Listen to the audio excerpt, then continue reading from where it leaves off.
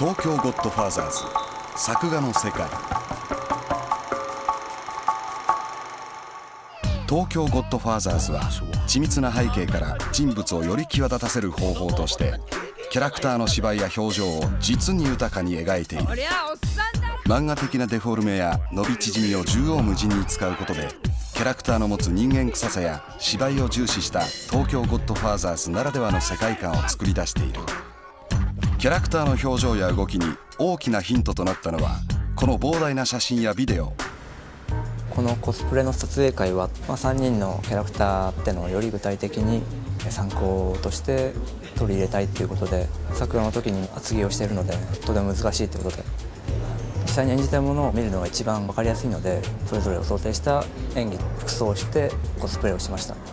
監督と監督の奥さんプロデューサーの豊田さんですね。監督もそのまんまって感じでもさあ撮ろうっていう時になると花ちゃんのようになってくれるので面白かったですね。この自転車のシーンは最初のコスプレから1年後に撮ったんですけど作画を担当されるのが井上俊之さんと大塚伸二さんというスーパーアニメーターなのでもう難なくこなしてしまいましたけどマットで同時期に自転車アニメを制作してましてやっぱり多少ゴッドファーザーズでもその見せ場で自転車が登場するっていうことでね多少意識するところもありましたね。コンさんの作品3つとも走るっていうことが結構重要なファクターとして出てくるんですけどね今回もやっぱりこういうふうにビデオで撮影してよりそれぞれのキャラクターらしさを出しながら実感を出しながら演じてもらってかなり参考にさせていただきました。誰だよ一回真珠なんて抜かしたやつは朝じゃねえか。この緻密な絵コンテは今監督自らが手掛けたものでレイアウトやセリフキャラクターの細かな表情などが書き込まれている。そして絵コンテをもとに一コマ一コマをコンピューターで取り込み動きをつけていったこの映像はコンテ撮と呼ばれているもので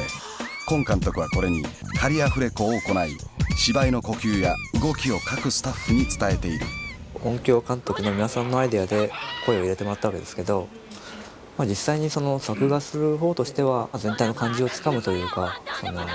大まかな感じをつかむっていう感じで利用させていただきましたね。実際に一元我慢とかそういうところで参加してると作品の全体像とかってあんまり考えないでやっちゃったりする場合もあるんですよ。やっぱりそういう部分ではねこういうものがあるっていうことは自分たちがどういうものを作ってるのかつかみやすいと思うんで見ておいた方がいいんでしょうねこういうのはね。コンテが本当にキャラクターに関しても元になってるっていう感じなんですよ。男と呆れるぜ。関わり合うのが嫌だ。家族だろうが。これはクイックアクションレコーダーによる原画を撮影した映像。これは、一番最初に大塚伸二さんが、上げてくれたシーンの、QAR なんですけど最初にその具体的なものとして実際にこの3人が動いたものっていうのはこれで初めて目にしたわけですけどねもう全原画っていうか全ての絵が描かれていてそしてそれぞれのキャラクターがもうその人らしく動いてるのでこうなるのかっていうかこの人たちこういう人だったんだっていうのがここで改めて具体化されるんですよね。コンテからまた一歩進んでこれ以降打ち合わせするアニメーターの人もサンプルっていうかこういう感じでやってますってことで大塚さんの QAR をお見せしたりして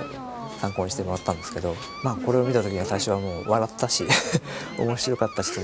驚きましたね。やっぱり自分としてはもう少しリアルっていうかこれはちょっと漫画的な要素も入ってるっていうか口調とかねそういうのも取り入れて、できてると思うんですけどもう少しリアルなものを想定してたんですけどもやっぱり大塚さんの原画を見たらもうこれでいこうっていうかこれなんだなっていう感じでも一番最初に上がってくるものがこういうレベルの高いものだとやっぱり全体のレベルっていうかみんなが取り組もうとするラインがもう上がるような気がしますね。あとは自分として自分はどうするかって大塚さんはこうやってる自分はどうしようかそういう枝分かれがあると思いますけど銀ちゃんは、泉谷しげるとかねそういうキャラクターを想定したりしてたんですけど、実際いざ作業に入ってしまうとその動かし方っていうか何を表現するかってところでは親父らしければいいんだっていうそれぐらいなもんで各アニメーターがそれぞれの親父らしさってのを表現してくれたんだと思うんですけどそれさえ出てれば問題ないっていうかね銀ちゃんとしてちゃんと見えるこの花は、安藤君が僕とジブリ以来の盟友というか及ばないライバルなんですけど、このシーンは担当してくれてて、安藤君はもう素晴らしい絵を描いてくれてるんですけど、一応僕も作家として乗っけるわけですよね。でそれを忠実に再現してくれるっていうか、バッチリ合わせてくれるので、最後作家も手伝ってもらいましたけど、本当にもうパーフェクトな貢献度っていうか今回はそんな感じでしたね。私は好きで家出してんの。ゆきっていうキャラクターは、主人公3人のうち唯一可愛く描けるというか作家としてはね、ちょっと楽しい部分っていう意味合いもあるんですけど、顔の作りはちょっとブサイクというか可愛くないんだけど、自分としてはね、もうみゆきがだんだん可愛く見えてきていいんじゃないかっていうのは可愛く描きたいなっていう思いがありまして、途中からはもう僕も可愛く描きたい気持ちそのまんまに可愛く描いてました冗じゃないわよ。花さん、大塚さんは今回もほぼ中割りなしで原画を描かれてて、普通は原画があって中割りがあって原画の何倍かの枚数が動画枚数としてあるんですけども、こうしてもう全部原画で描くっていうことは作業量としてはもうとんでもないことで、大塚さんにしかできなかったんじゃないかなっていうぐらいこのカットが動画にして218枚あるんですけど、大塚さんは動画枚数イコール原画枚数っていう感じで218枚そのまんま原画にして描いてますね。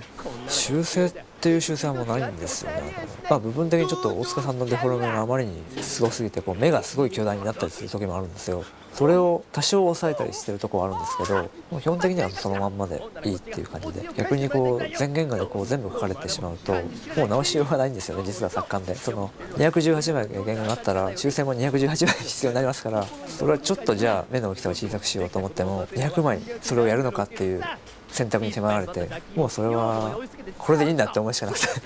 でもそういうデフォルメしていいっていうところから入ってますからね。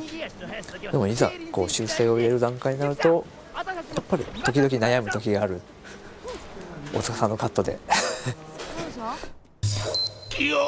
木道夫さんですね。やっぱり相当なカット数やっていただいて、このシーンの他にも花ちゃんが歌うシーンなんかをやってくれるんですけど、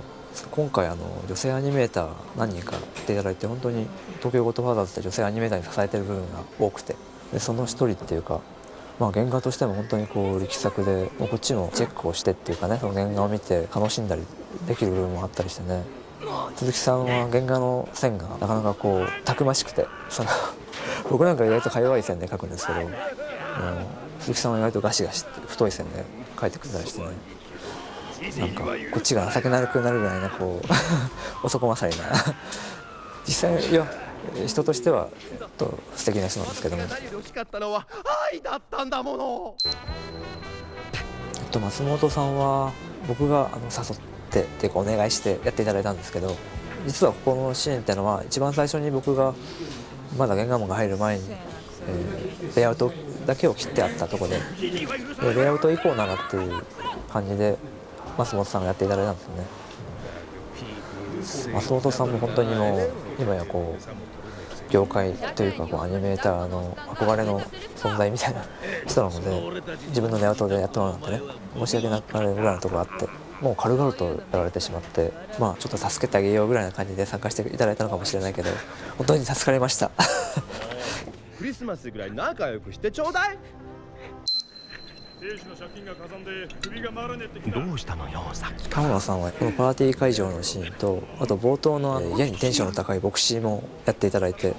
今回初めて川野さんの原画も拝見したんですけど、僕元気があって、それが一番僕としては良かったっていうか、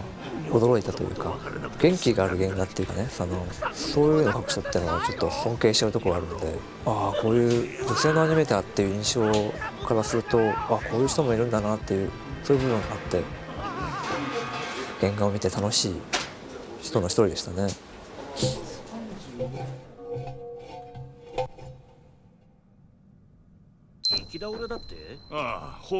この作品といえばもう浜須秀樹っていうぐらいにもう一緒に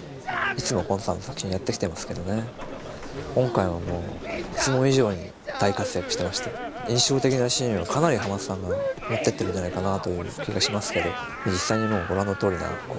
芝居をつけてくれてますね。浜津さんのそういうとこはもう本当にこう幅が広くて、シリアスやっても芝居やってもアクションやっても驚かしてくれるっていうかね、もう見てて楽しい原画を描いてくれるので、本当に私は尊敬してるアニメーターの一人なんですよね。そのゴミ捨て場の頭ポンポン叩くあたりっていうのも最初の打ち合わせの分なんですけど、ここはまず笑わせていただきました。ここら辺のテンションの高さっていう感じですね。意外とこうレイアウトでやり取りしたりして、コメントでこんな感じどうでしょうっていうふうに書くんですけど、それに見事に答えてくれたりして、こう倍返しみたいなふうに返ってくるんでねもう楽しかったですね。盗んだ？実は橋本真二さんのかなりこう個性的な絵なんですけど、僕は橋本さんの絵も生かしたいと思って一応載せたりっていうかねしてるんですけど、かなり原画の雰囲気も残ってるんですよね。実際に僕と監督がやり取りするって言っても、やっぱりコンさんのキャラクターっていうかコンさんの絵がベースにあるわけだから、僕が描くとどうなるかっていうことなんですよね。結局は最終的な絵を作家として載せるのは僕であるわけだから、そこら辺ですり合わせをしなきゃいけないっていう、自分としてはもうスタンスとしても